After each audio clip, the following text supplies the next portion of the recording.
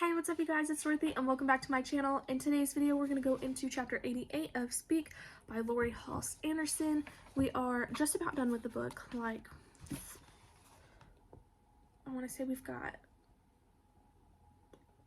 4 more videos / chapters to do, and then we'll be completely done with this book and we can move on to our next book. So let's get right into this video. This video may contain sensitive topics and foul language. If you do not wish to continue, please click off the video now.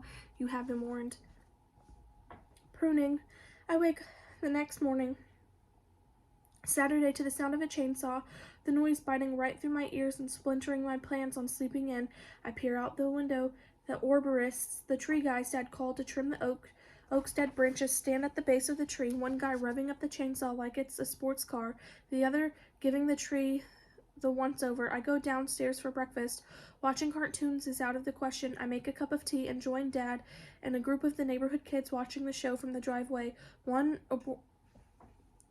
arborist monkeys his way into pale green canopy, then hauls the chainsaw turned off, and then at the end of a thick rope, he sets to work pruning the dead wood like a sculptor. Brrr.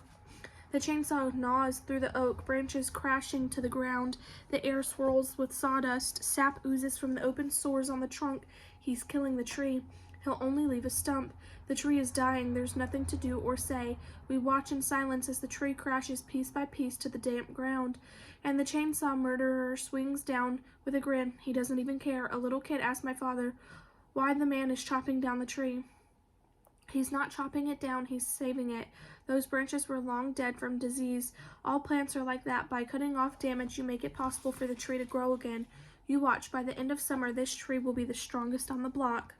I hate it when my father pretends to know more than he does. He sells insurance. He is not a forest ranger, wise in the way of the woods. The arborist fires up the mulcher at the back of their truck. I've seen enough. I grab my bike and take off.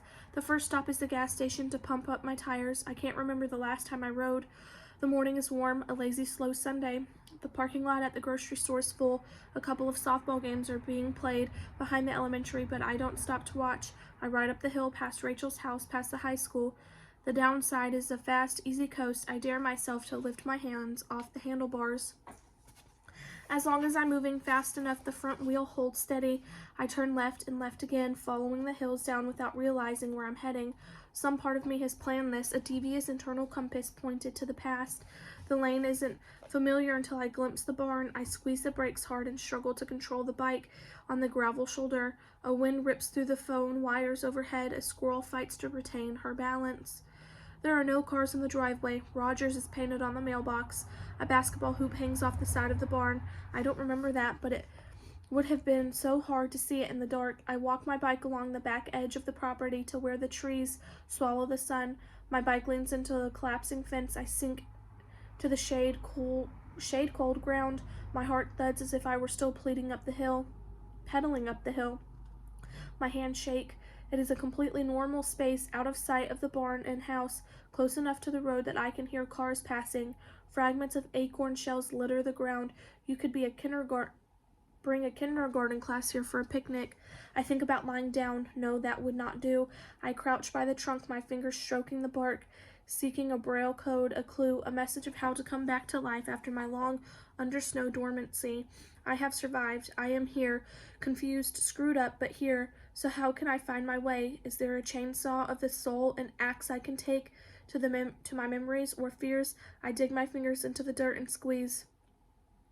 A small, clean part of me waits to warm and burst through the surface. Some quiet Melinda girl I haven't seen in months. This is the seed I will care for. That is the end of this chapter. I will see you guys in the next one. Bye.